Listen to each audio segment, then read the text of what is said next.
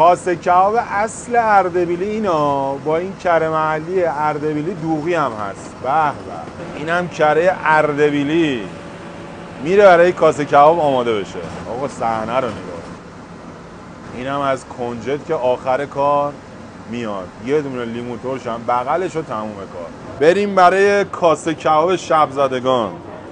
اول کبابای لقمه رو این شکلی میذارن توی کاسه، کباب لقمه رو که گذاشتن بعد جوجه سینه میذارن. مرحله بعد چنجه بره است، رنگش رو نگاه کنید چقدر روشنه. این کباب چنجه گوسفندی.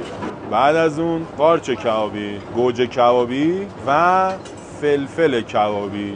این کره باید بره کنار چون تو این کره محلی هست. لیمو پرید. واو عجب چیز. کره رو ببین اینجا داره چیکه میکنه. جای همگی واقعا خالی.